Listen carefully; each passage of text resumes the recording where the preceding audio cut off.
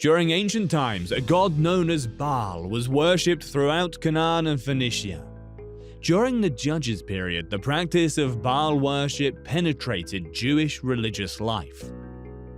Judges 3:7, New American Standard Bible.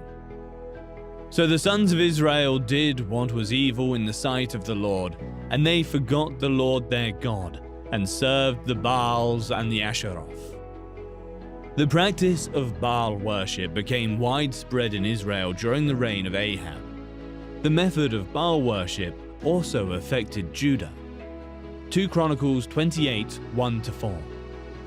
Ahaz was 20 years old when he became king, and he reigned in Jerusalem for 16 years. He did not do what was right in the sight of the Lord as his father David had done, but he walked in the ways of the kings of Israel. He also made cast metal images for the Baals. Furthermore, he burned incense in the valley of Ben Hinnom, and burned his sons in fire, according to the abominations of the nations whom the Lord had driven out from the sons of Israel. He sacrificed and burned incense on the high places, on the hills, and under every green tree.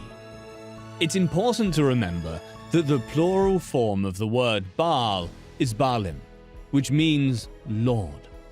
In addition to being considered a fertility god, Baal was also thought to help the earth produce crops and humans produce offspring. Various locales emphasized one or another of his attributes and designed particular sects of Baalism. Numbers 25:3 depicts Baal of Peor, while Judges 8:33 depicts Baal Berith. The word's etymology shows that Baal was viewed as the landlord of a specific location, thereby restricting its use to people who were no longer drifters but had settled down. These local Baals were thought to be in control of agriculture, creatures, and humanity's fertility. It was crucial to winning their favor, especially in places like Pal, where there are few natural streams or springs and rainfall is unpredictable. This led to the adoption of extreme practices. Baal eventually ascended to the position of preeminent deity in the region. Part of this process, according to some researchers, can be traced back to the Ugaritic scriptures. Baal is identified as the son of Dagon. Dagon is one of the Bible's most ancient gods. We will cover this deity later in the video. Scriptures of Baal depict him wearing a helmet decorated with bull's horns, representing fertility and strength. He carries a club or mace in one hand, probably meaning thunder, and a spear embellished with leaves in the other, possibly representing both lightning and vegetation. In Aramean sculptures, Baal is depicted riding a bull.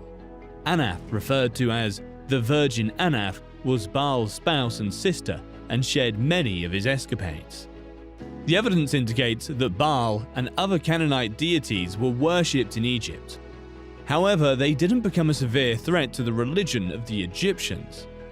The situation was different in Israel, where, through the process of syncretism, the worship of Yahweh was profoundly influenced and threatened by alien elements from the Baal cults.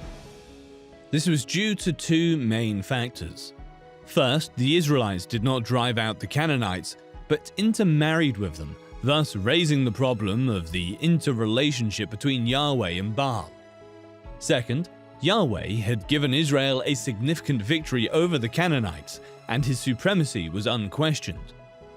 Baal was considered the most powerful of all gods, eclipsing El, who was seen as rather weak and ineffective. In various battles, Baal defeated Yam, the god of the sea, and Mot, the god of death and the underworld. Baal's sisters/consorts were Ashtoreth, a fertility goddess associated with the stars, and Anath, a goddess of love and war. Baal worship was rooted in sensuality and involved ritualistic prostitution in the temples. At times, appeasing Baal required human sacrifice, usually the firstborn of the one making the sacrifice. Jeremiah 19:5. and have built the high place of Baal to burn their sons in the fire as burnt offerings to Baal, a thing which I did not command nor speak of, nor did it ever enter my mind. Baal's priests worshipped their deity with riotous rites that featured ecstatic shouts and self-inflicted harm. 1 Kings 18:28. So they cried out with a loud voice and cut themselves according to their custom, with swords and lances, until blood gushed out on them. Before the Hebrews entered the Promised Land, the Lord God forewarned against glorifying Canaan's gods. But Israel bent to idolism anyway. Deuteronomy 6:14-15. You shall not follow other gods, any of the gods of the people who surround you, for the Lord your God who is in the midst of you is a jealous God.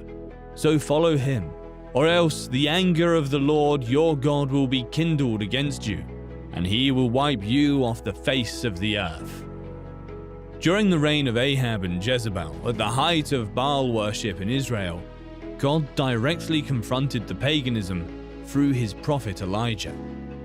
First, God showed that he, not Baal, controlled the rain by sending a drought lasting 3.5 years. Elijah then went public. He set up a meeting with King Ahab. 3 years had passed since Elijah declared that there would be no rain. The stage was set for a showdown on Mount Carmel between 850 Baal prophets and one God prophet. How long will you waver between two opinions? Elijah challenged the audience. If the Lord is God, follow him. If Baal is God, follow him. Here was Elijah's dare. Let's have a competition. Let the God who is God respond with fire from heaven. That was a good test, and Baal, the storm god, should be able to send down some lightning. Elijah gave them every advantage before mocking their futile efforts. Baal's prophets spent hours pleading, shouting, and cutting themselves, but he didn't respond. Then Elijah prepared the sacrifice before asking God to show the people his glory. Fire fell and consumed the sacrifice, the water, and the altar as soon as he said his prayer. People fell to their knees yelling, "The Lord, he is God! The Lord is God!" They couldn't help but notice that God was alive and well. But the Lord God wasn't done yet. He reactivated the rain. Elijah prayed 7 times in a row before the rain began to fall. Elijah, drenched, dashed down the mountain. He demonstrated that God is alive and well. God is alive and well. You can display it both privately and publicly in your life.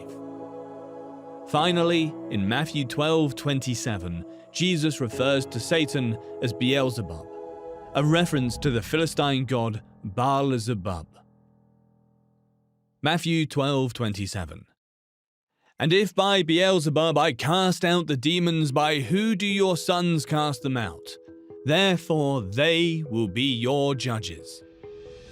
Jesus continues his response to the Pharisees' charge that he cast out demons by Beelzebub with a second short parable. Or again, how can anyone enter a strong man's house and carry off his possessions unless he first ties up the strong man? Then he can rob his house. The Baalim of the Old Testament were nothing more than demons masquerading as gods, and all idolatry is ultimately devil worship. 1 Corinthians 10:20. I imply that what pagan sacrifice they offer to demons and not to God. I do not want you to be participants with demons. However, there was a god considered more ancient than Baal. His name was Dagon.